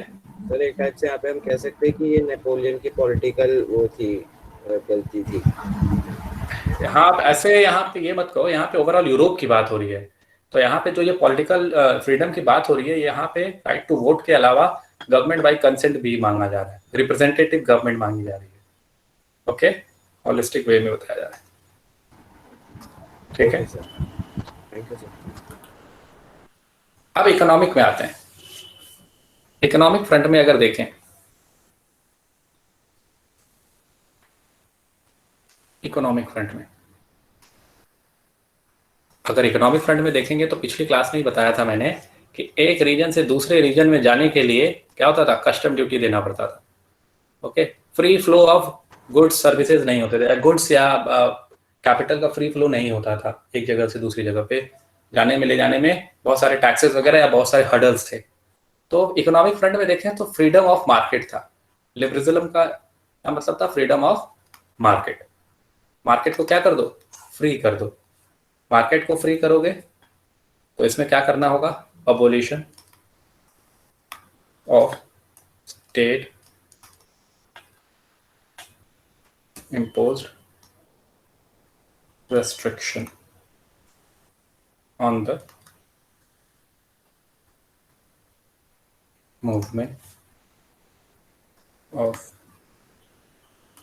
goods and capital। ओके, तो ये एबोलिशन करना था। अब इसमें एग्जांपल देखते हैं। तो नेपोलियन ने क्या करा था? 39 कन्फेडरेशन बताया था। जर्मन के 39 कन्फेडरेशन बनाया था। तो उसी का एग्जांपल लिया गया है। ये 39 कन्फेडरेशन है। ठीक है, तो अब इसमें देखोगे कि इस 39 में इनका क्या था? अपना ओन करेंसी है, वेट एंड मेजरमेंट है। Own currency, weight and measurement. सोचो एक ट्रेडर को यहाँ पे अगर वो खड़ा है, ओके, और यहाँ से उसको यहाँ जाना है सामान बेचने के लिए, यहाँ पे करेंसी अलग, यहाँ पे करेंसी अलग, चलो किसी तरह से मैनेज कर लिया। फिर यहाँ से यहाँ गया तो यहाँ पे भी करेंसी अलग। तो अब उसको ट्रेड करने में अपने सामान को यहाँ से यहाँ और बाकी जगहों पे बेचने में क्या होती है? बहुत दिक्कतें होती है। उसके अलावा करेंसी तो अलग है, चलो ठीक है, वेट भी अलग अलग है, मेजरमेंट भी अलग अलग है, तो काफी सारी परेशानियां झेलनी पड़ती है। और यहाँ पे एग्जांपल दिया है 1833 का। ओके, हैम्बर्ग टू नुरेम्बर्ग अगर कोई जाता है 1833 में, तो देखा जाता है कि उसको 11 कस्टम बैरियर से गुजरना पड़ता है, और ईच बैरियर पे उसकी कस्टम ड्यूटी कितनी होती है? 5%। ठीक है, तो मतलब 10 रुपए का कोई सामान है तो 5 रुपए यहाँ बढ़ गया, अरे सॉरी 5% यहाँ बढ़ गया, 5% यहाँ बढ़ गया, 5% यहाँ बढ़ गया, तो 5% बढ़ता चला गया। तो जिसको वो प्रोडक्ट मिलता है, ठीक है, अगर मान लो यहाँ आ रहा है तो यहाँ पे जिसको प्रोडक्ट वो मिल रहा है तो काफी महंगा मिलेगा। क्या मिलेगा? महंगा मिलेगा, क्योंकि जो ट्रेडर है वो अपने जेब से तो पैसा देगा नहीं, वो हमेशा क्या करेगा? सारा बर्डन उसके एंड यूजर पे शिफ्ट कर देगा। ओके, तो इस तरह के रेस्ट्रिक्शन थी। तो जो एंड यूजर है उतना महंगा सामान क्यों खरीदे? ट्रेडर अपना सामान कैसे बेच पाएगा फिर? तो ये सारी प्रॉब्लम थी। तो इसको रिजॉल्व किया गया। ठीक है, किसने किया? नेपोलियन ने। अब यहाँ पे एक इंपॉर्टेंट टर्म है एल, वेरी इंपॉर्टेंट। ये एल जो है मेजरमेंट ऑफ क्लोथ है। कई बार एनटीएससी में पूछा गया है। आप लोग घर पे रहते हो तो एनटीएससी का पेपर उठा के देखा करो, ठीक है, क्या उसमें पूछा जा रहा है क्या नहीं। तो ये एल जो है वो अलग अलग जगहों पे अलग अलग लेंथ का था, डिफरेंट लेंथ का था। ओके, डिफरेंट लेंथ का था, जैसे कि फ्रैंकफर्ट में 54 के अराउंड था सेंटीमीटर, नरमबर्ग में 65 के अराउंड सेंटीमीटर था। इसी तरीके से तो इस पर शॉर्ट नोट्स बनाओगे इकोनॉमिक फ्रंट पे। कुछ पॉइंट्स मैंने लिखवा दिए। समझ में आया ये पॉइंट? सर जो आपने 11 वेट एक एक करके पूछो। उत्कर्ष क्या पूछ रहे हो? सर वो 11 कस्टम बैरियर लिखा है। हाँ 11 custom barrier. Okay sir. Sir ये 39 कन्फेडरेशन मतलब? कन्फेडरेशन उन्हें छोटे छोटे प्रिंसिपैलिटीज को एक साथ मिला के एक 39 कन्फेडरेशन बनाया था। जैसे आपका यूरोपियन यूनियन है, कन्फेडरेशन ही है ना, तो नेपोलियन ने एक 39 कन्फेडरेशन बनाया था जर्मन के। अब प्रूशिया क्या करता है, इसी कन्फेडरेशन को मिला के जर्मनी बनाएगा, अभी हम लोग डिस्कस करेंगे आगे। सर यही यूनिफिकेशन ऑफ जर्मनी है। नहीं, ये यूनिफिकेशन ऑफ जर्मनी नहीं है। यहाँ पे मार्केट को किस तरीके से आसान बनाया गया है, किस तरीके से गुड्स एंड सर्विसेज, गुड्स और कैपिटल को जो है एक जगह से दूसरे जगह मूव करने में जो है जो हर्डल्स है उसको हटाया, किस तरीके से गया वही बताया जा रहा है। अब इसमें और भी कुछ है जिसको मुझे बताना है। Shall I rub this? Yes sir. Yes, sir. Yes sir. Yes, sir. अब यहाँ मार्केट में Sir. अब हमें यार मार्केट में हमने देखा बहुत प्रॉब्लम है, तो अब इस प्रॉब्लम को कैसे सॉल्व करें, क्या रिक्वायरमेंट है यहाँ पे? तो यहाँ पे रिक्वायरमेंट है यूनिफाइड इकोनॉमिक टेरिटरी की। एक यूनिफाइड इकोनॉमिक टेरिटरी हो जहां पे अनहिंडर्ड, बिना रुकावट के मूवमेंट ऑफ गुड्स हो, मूवमेंट ऑफ गुड्स हो, पीपल हो एंड कैपिटल हो। याद रखिएगा ये तीन टर्म मैं आगे भी पूछूंगा आपसे, इकोनॉमिक्स में आएगा ये, गुड और हिस्ट्री में भी आएगा बाद में, goods, people and capital. Okay, तो इसका मूवमेंट अनहिंडर्ड हो, बिना किसी रुकावट के। और इसी को सॉल्व करने के लिए 1834 में एक कस्टम यूनियन बनाया गया, वेरी इंपॉर्टेंट, जिसका नाम था सोल्वेरीन। किसने बनाया, इनिशिएटिव किसका था? रूसिया। रशिया का इनिशिएटिव था और जो है join by different German state. और इसने क्या किया था कि टैरिफ बैरियर,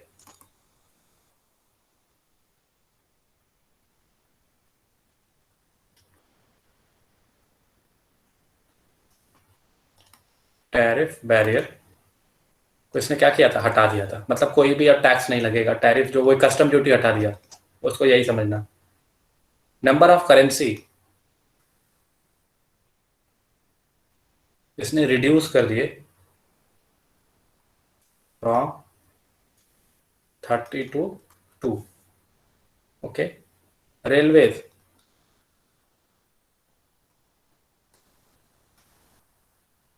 बनाए गए, ठीक है, जिससे कि इकोनॉमिक डेवलपमेंट होता है। कैसा डेवलपमेंट? इकोनॉमिक डेवलपमेंट होता है, प्लस नेशनल यूनिफिकेशन भी होता है। लोग जब एक जगह से दूसरी जगह मूव करते हैं तो नेशनल यूनिफिकेशन भी होता है, ठीक है। तो जोलिबेरिन आपके एग्जाम के लिए बहुत इंपॉर्टेंट है, एनटीएससी बोर्ड दोनों के लिए। समझ में आया? तो किस तरीके से सॉल्व किया गया मार्केट यहाँ पे क्रोएशिया के इनिशिएटिव से, जोलिबेरिन के थ्रू, ठीक है। तो रेलवे से नेशनल यूनिफिकेशन कैसे होता है? जैसे पीपल जब एक जगह से दूसरी जगह मूव करेंगे तो एक दूसरे को जानेंगे, ज्यादा एक दूसरे को जानेंगे तो एक दूसरे के साथ रहना भी पसंद करेंगे, नेबर्स बन के, ठीक है। फिर कल्चरल और ट्रेडिशन का क्या होगा, एक्सचेंज होगा, वैल्यूज को सब एक दूसरे के समझेंगे। तो नेशन में जो डाइवर्सिटी है उस डाइवर्सिटी को रिड्यूस करने में ये क्या करेगा, हेल्प करेगा। समझ में आ रहा है? टैरिफ बैरियर क्या होता है? सर एक सेकंड स्लाइड दिखा दो। टैरिफ बैरियर मतलब कि टैक्सेस, टैरिफ मतलब टैक्स, बैरियर मतलब हडल। तो वो जो भी हडल थे, कस्टम ड्यूटी अभी हम लोगों ने पढ़ा ना, उसको इसने क्या किया, यहाँ पे हटा दिया। सर तो फिर ये जो कस्टम यूनियन बना था वो मतलब ट्रेड यूनियंस मतलब ट्रेडर्स ने खुद मिला के बनाया था ना? Okay sir, thank you sir. Traders का इसमें बहुत बड़ा क्या था, डिमांड था, ट्रेडर्स ऐसा ही चाहते थे और उनका प्रेशर था। सर कस्टम यूनियन में नेपोलियन का कोई रोल था? कस्टम यूनियन में नेपोलियन का कोई रोल, नेपोलियन इस समय मर चुका है, अभी पढ़ोगे। Okay sir. मर क्या मतलब डिफीट हो चुका है, मरता हालांकि वो 1821 के अराउंड है। यस सर, वाटरलू में जो पढ़ा था हाँ। चलो अभी हम लोग आएंगे उसमें। रेलवेज वाला पॉइंट समझ में नहीं आया। रेलवे से नेशनल यूनिफिकेशन होता है और इकोनॉमिक डेवलपमेंट होता है। इकोनॉमिक डेवलपमेंट मतलब कि ज़्यादा से ज़्यादा व्यापार होगा एक रीजन से दूसरे रीजन में, और नेशनल यूनिफिकेशन मतलब डाइवर्सिटी है, तो जब एक जगह से दूसरी जगह लोग मूव करते हैं तो क्या होता है, एक दूसरे को जानते हैं, समझते हैं, वैल्यू, कस्टम, ट्रेडिशन सब एक्सचेंज होते हैं, तो उसमें फिर डिफरेंसेस नहीं रह जाते, डिफरेंसेस क्या हो जाते हैं, रिड्यूस हो जाते हैं। तो एक तरीके से यूनिफिकेशन में क्या करता है, हेल्प करता है। ठीक है सर अब वेट करो डाउट को, ठीक है। Utkarsh yes sir. वेट करो, what did liberal nationalism stand for? Ideas of national unity.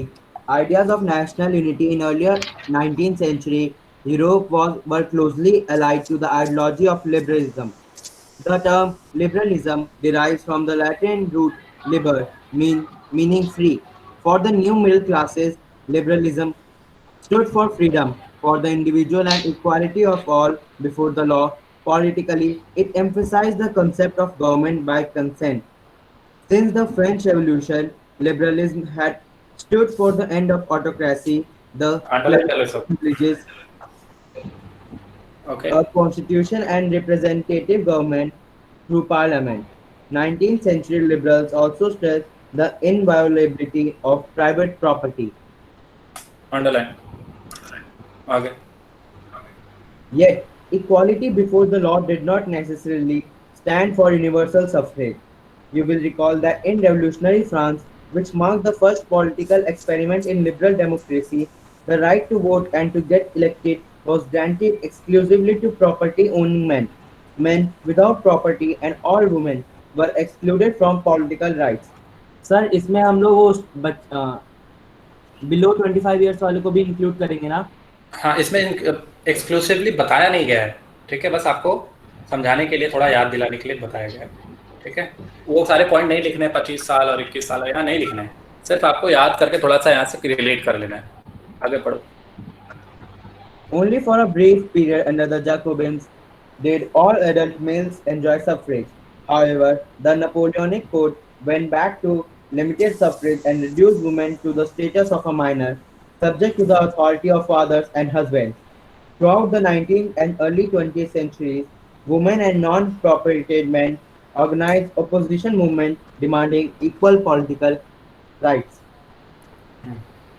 आगे। In the economic sphere, liberalism stood for freedom of market and the abolition of state-imposed restrictions on the movement of goods and capital. During the 19th century, this was a strong demand of emerging middle classes. Let us take the example of the German-speaking regions in the first half of the 19th century. Napoleon's administrative measures had created out of countless small principalities, a confederation of 39 states. Each of these possessed its own currency and weights and measures. A merchant traveling in 1833 from Hamburg to Nuremberg to sell his goods would have to pass 11 custom barriers and pay a custom duty of about 5% at each one of them. Duties were often levied according to the weight or measurement of the goods. As each region has its own system of weights and measures, this involved time-consuming calculation. The measure of cloth, for example, was the L, which in each region stood for a different length. An L of textile material bought in Frankfurt would get you 54.7 centimeter of cloth. In Mainz, 55.1 centimeter. In Nuremberg, 65.6 centimeter. In Freiburg, 53.5 centimeter. ठीक है, okay. Such conditions were viewed as obstacles to economic exchange and growth by the new commercial classes, who argued for the creation of a unified economic territory, allowing the unhindered movement of goods, people, and capital. In 1834, a customs union of Zollverein was formed at the initiative of Prussia and joined by most of the German states. The union abolished tariff barriers and currencies from over 30 to 2. The creation of a network of railway further stimulated mobility, harnessing economic interest to national unification. A wave of economic nationalism strengthened the wider nationalist sentiments growing at the time. ठीक है, चलो। Sir ये पूछ सकते हैं कि mains में Eli का कितने सेंटीमीटर में था न्यूरमबर्ग में? नहीं, ऐसा नहीं पूछते हैं, ठीक है, और डोंट सर जो वरी। फ्रेडरिक लिस्ट ने टॉलरेंट के बारे में बताया है उसके बारे में लिख सकते हैं एग्जाम में? किसके बारे में? जो फ्रेडरिक लिस्ट ने कस्टम यूनियन के बारे में बताया है कोर्स बी के अंदर, उसके ऊपर वो भी लिख सकते हैं? नहीं नहीं, इतना ज्यादा डीप में मत उसको एनालाइज करो, ओके। आप रीड कर लो, आप जानते हो, जान जाओ, ठीक है, that's all. But sir root का मतलब क्या होता है? रूट का मतलब सर स्पेलिंग यहाँ पे बोला गया है ना, liberal word Latin root. Latin root, वही वर्ड को रिप्रेजेंट कर रहा है, लैटिन वर्ड। हाँ। सर क्लैरिकल प्रिविलेजेस मतलब? क्लैरिकल प्रिविलेजेस जो क्लरिकल डोमेन से हैं, ठीक है, जो क्लरिकल हैं उनको क्या है, क्लर्जी पढ़ा था ना, क्लर्जी नोबिलिटी एंड ऑल, तो उनको जो प्रिविलेजेस मिले हैं उनको हटाना या उनको रखना, उससे रिलेटेड। Okay sir. चलो अब आते हैं नेक्स्ट, अब इस बीच में मत बोलना आप लोग, ठीक। A new conservatives,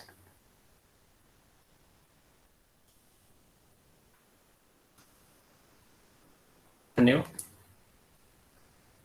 conservatism. Conservatism आप लोगों ने रशियन रेवोल्यूशन में पढ़ा है। ऐसे लोग जो ट्रेडिशनल क्या करते हैं, इंस्टीट्यूशंस को, ठीक है, इंस्टीट्यूशन को प्रिजर्व करने की बात करते हैं। कंजर्वेटिव ट्रेडिशनल इंस्टीट्यूशंस को प्रिजर्व करने की बात करते हैं। जैसे कि आपने पढ़ा होगा मोनार्की को सर्व बचा के रखना, चर्च को बचा के रखना, प्रॉपर्टी को, एक्सेट्रा। आपने लिबरल, रेडिकल एंड कंजर्वेटिव्स पढ़ा है, ऐसा मैं मान के चलता हूँ, ठीक है। अब इसमें देखोगे कि जब कंजर्वेटिव रिजाइम आता है, 1815 का बैटल होता है वाटरलू का। कहाँ पे होता है? बेल्जियम में। वाटरलू बेल्जियम में है ना। तो 1815 के वाटरलू के बैटल में जो 4 पावरफुल नेशन थे जिन्होंने मिलके हराया था नेपोलियन को, वो है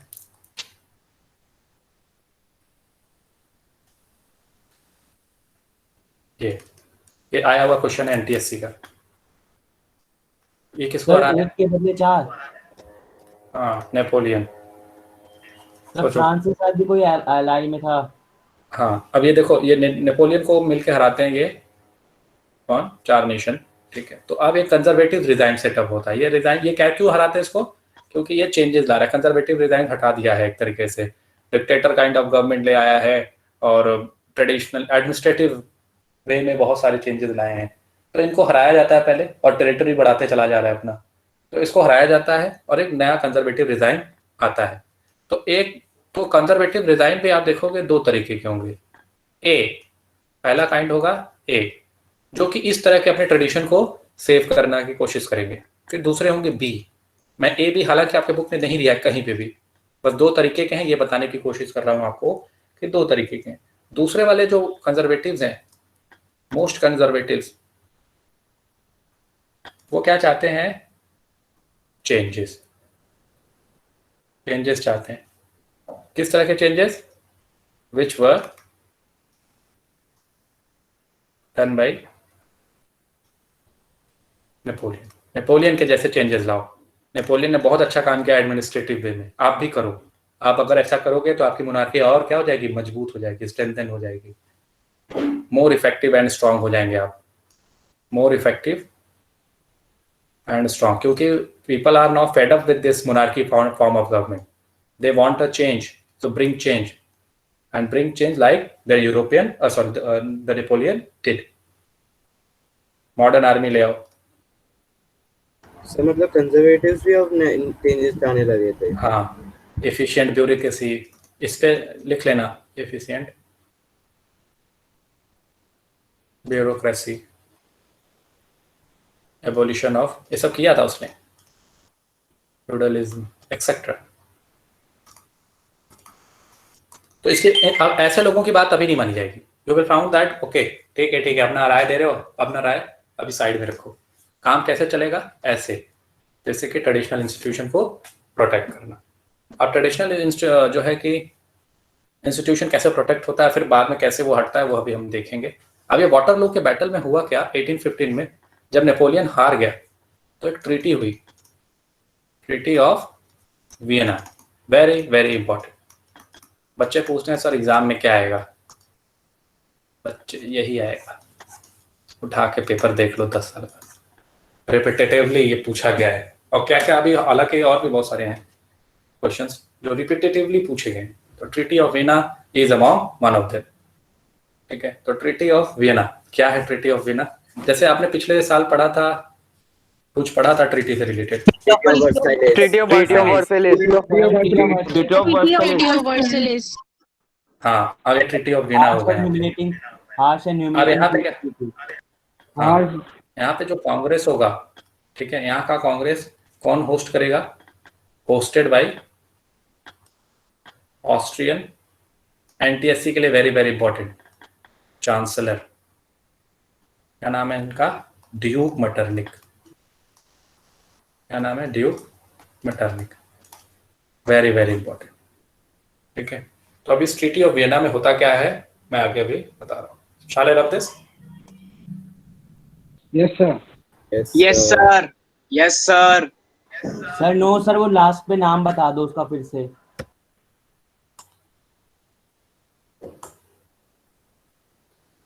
चलो लिखो।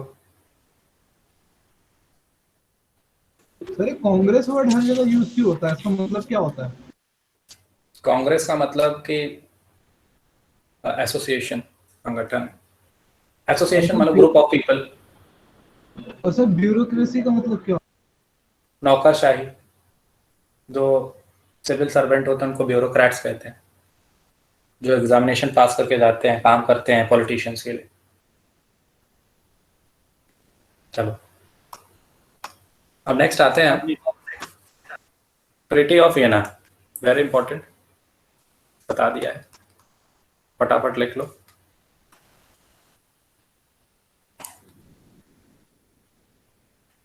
अनडूइंग,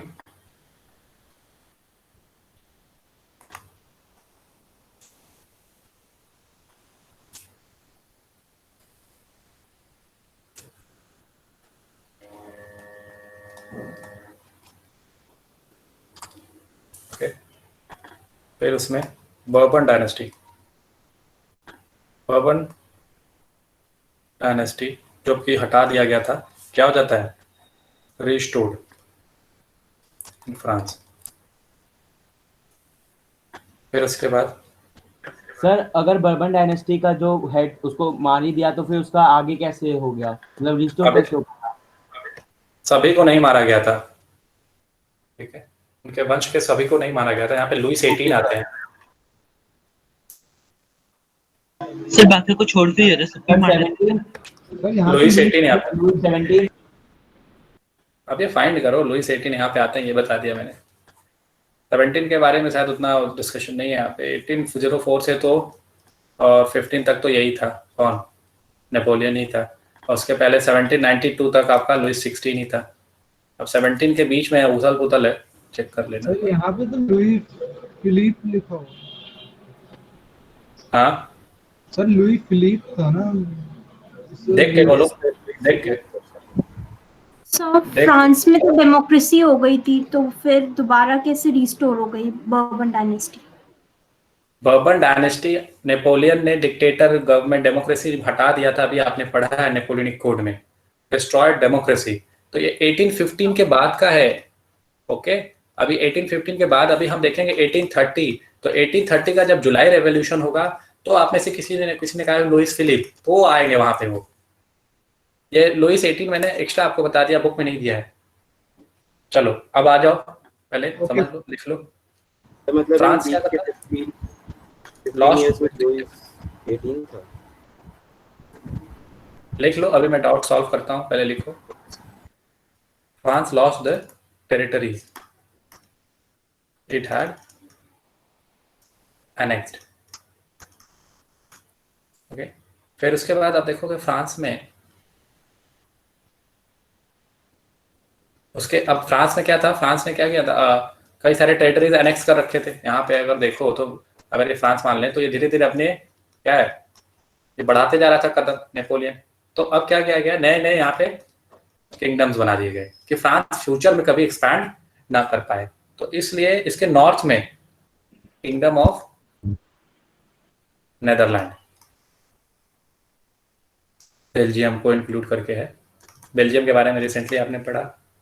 फिर जिनोवा सेटअप किया गया पीडमोंट एरिया में, साउथ। पीडमोंट समझते हैं?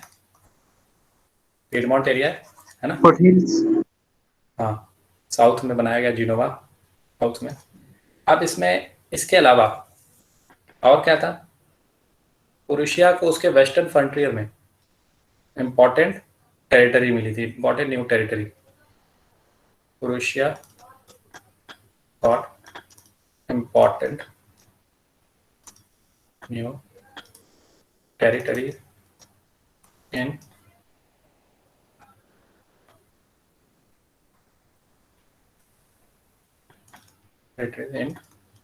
Western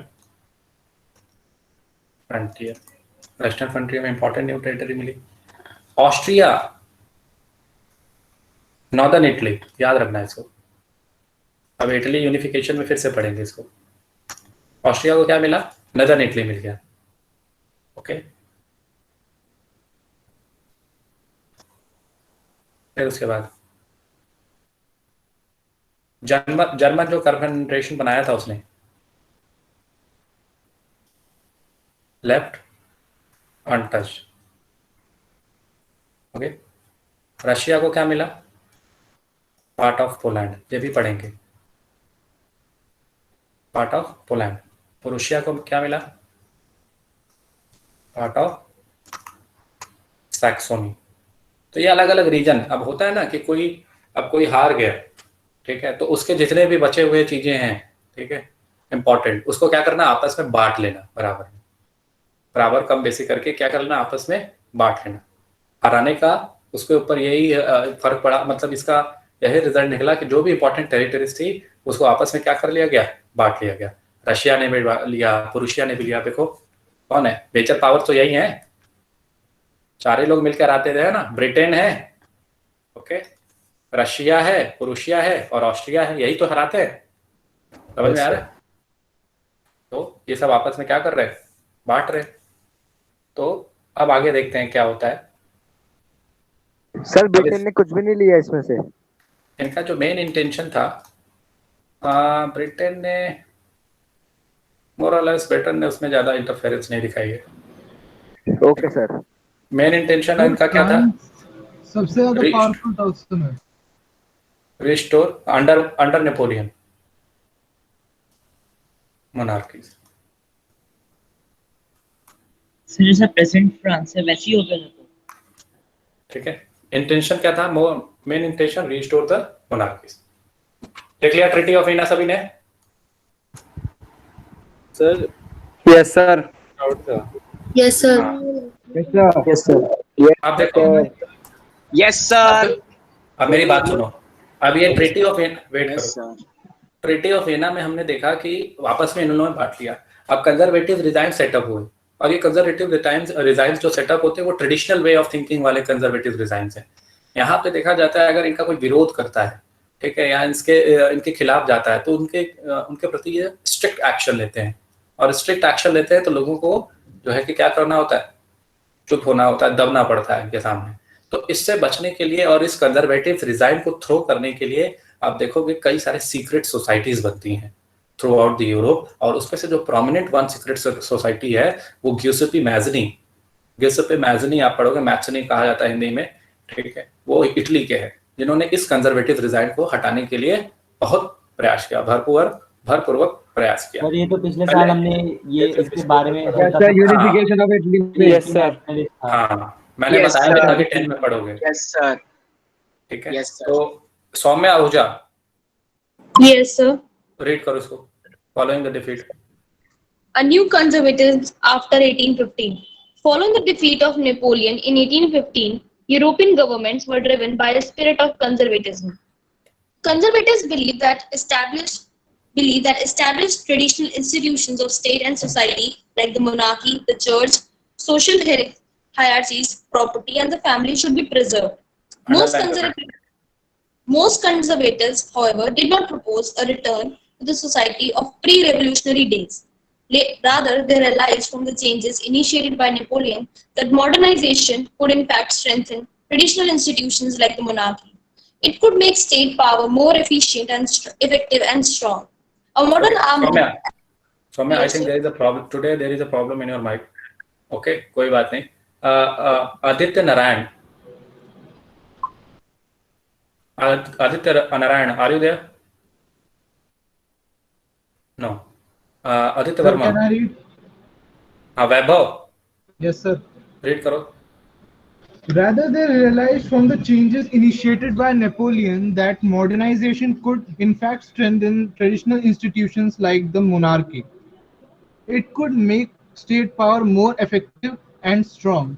A modern Underline. army, an efficient bureaucracy, a dynamic economy, the abolition of feudalism and serfdom could strengthen the autocratic monarchies of Europe. In ठीक है, underline करो. 1815, आगे. In 1815, representatives of the European powers Britain, Russia, Prussia, and Austria, who had collectively defeated Napoleon, met at Vienna to draw up a settlement for Europe. The Congress was hosted by Austrian Chancellor Duke Metternich. The delegates drew up the Treaty of Vienna of 1815 with the object of undoing most of the changes that had come about in Europe during the Napoleonic Wars. The Bourbon dynasty, which had been disposed during the French Revolution, was restored to power, and France lost the territories it had annexed under Napoleon. A series of states was set up Underline on करते the जाओ. Very important. आगे. a series of states boundaries of set up on the boundaries of France to prevent French expansion in future. Thus, the Kingdom of the Netherlands, which included Belgium, was set up in the north, and Genoa was added to Piedmont in the south. Prussia was given important new territories on its western frontiers, while Austria was given control of northern Italy. But the German Confederation of 39 states that had been set up by Napoleon was left untouched. In the east, Russia was given the part of Poland, while Prussia was given a portion of Saxony. The main intention was to restore the monarchies that had been overthrown by Napoleon and create a new conservatism order in Europe. Conservative regimes set up in 1815 were autocratic. They did not tolerate criticism and dissent and sought to curb activities that questioned the legitimacy of autocratic governments. Most of them imposed censorship laws to control what was said in newspapers, books, plays, and songs, and reflected the ideas of liberty and freedom associated with the French Revolution. The memory of the French Revolution nonetheless continued to inspire liberals. One of the major issues taken up by the liberal nationalists who criticized the new conservative order was freedom of the Underline. press. ठीक है. समझ में आया सभी को? यहाँ तक बता दिया है? Yes sir. एक बार पिक्चर का मतलब बता देते हैं. Yes sir. यस सर, बता दिया आपने. तो अभी हम देखेंगे कि लिबरल नेशनलिस्ट, अभी किसी ने कहा कि पीछे क्या बताया गया, तो इसमें एक टर्म आप देखोगे लिबरल नेशनलिस्ट. लिबरल नेशनलिस्ट कहीं पे भी टर्म आए, मैंने पहले ही बता दिया है, फिर से भी देख लो. तो मतलब क्या आप समझोगे कि ऐसा नेशन ये चाहते हैं जहां पे क्या हो, लिबर्टी हो. किस तरह की लिबर्टी? पॉलिटिकल और इकोनॉमिकल. समझ में आया? समझ में आया ना ये बात? तो जहां भी अगर Yes, देखो sir. लिबरल नेशनलिस्ट, तो ये ऐसा नेशन डिमांड करेंगे जहां पे पॉलिटिकल और इकोनॉमिकल लिबर्टी हो. अब हम लोग आते हैं सीक्रेट सोसाइटीज के बारे में. तो सीक्रेट सोसाइटीज में अगर हम देखेंगे तो यहाँ पे सीक्रेट सोसाइटीज जो है इमर्ज होती हैं. तो सीक्रेट सोसाइटीज इमर्ज होने का कारण क्या था? ये जो कंजर्वेटिव रिजाइम सेटअप हुआ था, इसी को क्या करना? ओवरथ्रो करना. कंजर्वेटिव रिजाइम को क्या करना? ओवरथ्रो करना, इसको हटा देना. सर हाँ जी बोलो. सर एक बार वो कार्टून डिस्कस कर लो जो पेज 11 पे है. हाँ मैं डिस्कस कर लेता हूँ, पहले इस पर ध्यान दो. ठीक है. इसमें सीक्रेट सोसाइटी का मेन एम था to train revolutionaries, okay, and spread their idea. Revolutionaries को स्प्रेड जो है ट्रेन करना, उनके आइडिया को क्या करना, स्प्रेड करना। ओके, क्या है इस आइडिया कि कंजर्वेटिव डिजाइन को हटा दो। ओके, और लिबर्टी और फ्रीडम के लिए जो है कि फाइट करो और एक नेशन बनाओ।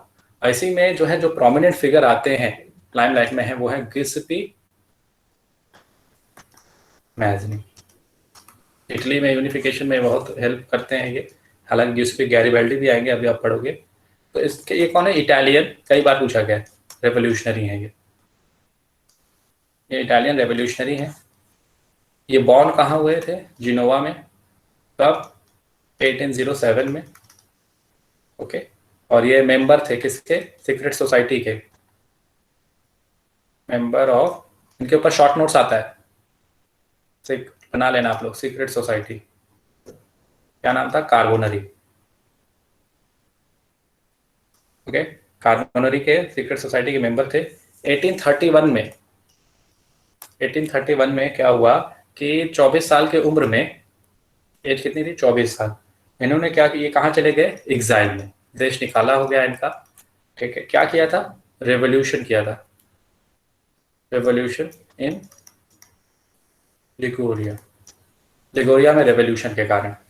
ओके, अब उसके बाद इन्होंने इटली के यूनिफिकेशन में अपने आप को जो है कि पूरी तरीके से ढाल लिया और कहा कि नहीं, ये कंजर्वेटिव रिजाइन से इसको क्या करेंगे, हटा के ही रहेंगे। 2 अंडरग्राउंड सोसाइटीज इन्होंने बनाए, कितने, 2।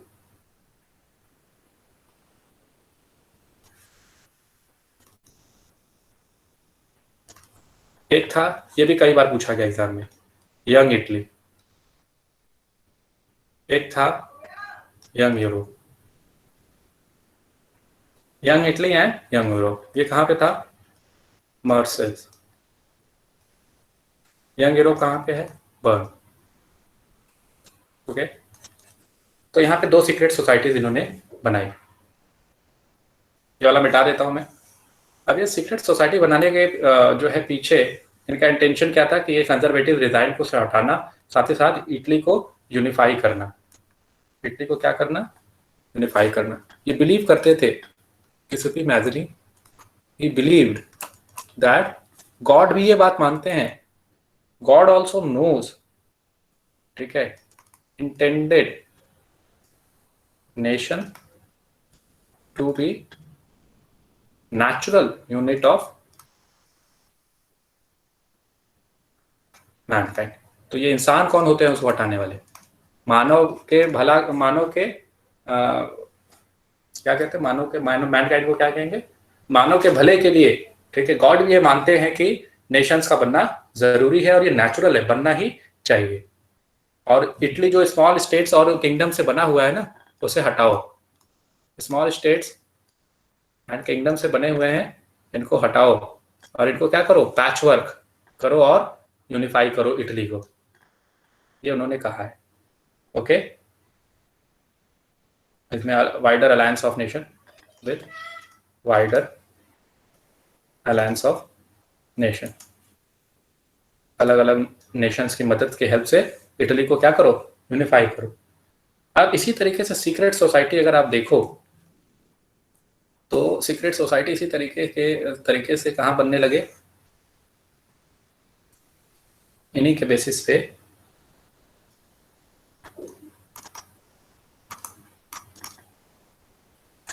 जर्मनी में बने, फ्रांस में बने, स्विट्जरलैंड में बने एंड पोलैंड में। अब देखो, हम लोग जब थ्रू आउट इस चैप्टर में जर्मनी के बारे में पढ़ेंगे, फ्रांस के बारे में पढ़ेंगे, पोलैंड के बारे में पढ़ेंगे, ठीक है, स्विट्जरलैंड के बारे में हालांकि उतना नहीं बताया गया। सीक्रेट सोसाइटी यहाँ पे बने। अब ये सीक्रेट सोसाइटी बनने में तो सबसे जो ज़्यादा डर लगता है वो किसको लगता है, मेटरनिक को। किसको लगता है, मेटरनिक को। तो मेटरनिक ने इनको एक बार बुलाया, क्या इनको क्या कह के संबोधित किया, NTSC very important as well as board very important. देख लो पेपर उठा के, ऑब्जेक्टिव टाइप ऑफ क्वेश्चंस में आते हैं ये। The most dangerous enemy of our social. He is the most dangerous enemy of our social order.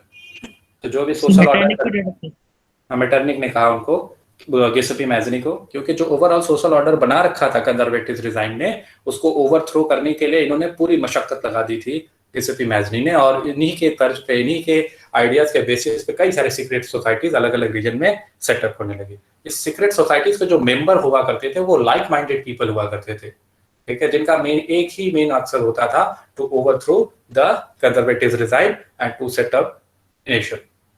ठीक है, तो अब इसको रीड करो सौम्या। सही मेटरनिक वही मेटरनिक जो आप पढ़ रहे थे। The revolutionaries. During the years following 1815, the fear of repression drove many liberal nationalists underground. Secret societies sprang up in many European states to train revolutionaries and spread their ideas. To be revolutionary at this time meant a commitment to oppose monarchical forms that had been established after the Vienna Congress and to fight for liberty and freedom. Most of these revolutionaries also saw the creation of nation states as a necessary part of the struggle for freedom. One such individual was the Italian revolutionary Giuseppe Mazzini. इसमें सभी short notes बनाएंगे, ठीक है? चलो। Born in Genoa in 1807, he became a member of the secret society of the Carbonari. As a young man of 24, he was sent into exile in 1831 for attempting a revolution in Liguria. He subsequently founded two more underground societies. First, Young Italy in Marseilles, and then Young Europe in Bern, whose members were like-minded young men from Poland, France, Italy, and the German states. Mazzini believed that God had intended nations to be the natural units of mankind. So Italy could not continue to be a patchwork of small states and kingdoms. It had to be forced into a single unified republic within a wider alliance of nations. This unification alone could be the basis of Italian liberty. Following his model, secret societies were set up in Germany, France, Switzerland, and Poland. Mazzini's relentless opposition to monarchy and his vision of democratic republics frightened the conservatives. Metternich described him as the most dangerous enemy of the social order. चलो, underline कर लो इसको। समझ में आया? मैंने क्या ये सारी चीजें आप लोगों को बता दी हैं? Yes sir. सर एक बार लास्ट वाला एक बार यस सर समझा दो sir. Yes sir yes sir. Okay, सभी को समझ में आ रही हैं? यस क्या कह रहे हो Utkarsh? Last line sir, last line को कहा गया है, मेटरनिक कहते हैं कि Giuseppe Mazzini is most dangerous enemy of our social order. जो सोशल ऑर्डर कंजर्वेटिव रिजाइन ने बनाई है, ठीक है, उसके लिए बहुत बड़े क्या हैं, शत्रु हैं। कौन? गिउसेपी मैज़नी, क्योंकि वो उसे तोड़ना चाहते हैं, ठीक है, हटाना चाहते हैं। समझ में आया? Okay sir. सर वो कार्टून डिस्कस कर लो, पेज नंबर 11। हाँ, कार्टून ऐसा है, actually we are running out of time today, ठीक है, तो in next class we will start with cartoon, ठीक है। कार्टून है नेक्स्ट क्लास में सर, वो रिलेट करके भी बता देना अभी तक का पूरा स्टोरी आपस में। बिल्कुल बिल्कुल बिल्कुल। चलो एक बार फिर से आप लोग पढ़ के आएंगे इसको अच्छे से, ठीक है, और क्लास फिर अटेंड करेंगे, ठीक है, ताकि मैं अगर पूछूं तो आप लोग जवाब दे। अगली बार टेस्ट होगा ना? हाँ बिल्कुल, ठीक। Okay, bye bye. Good evening, sir. Bye sir. Good evening, sir. Good evening, sir. Good evening, sir.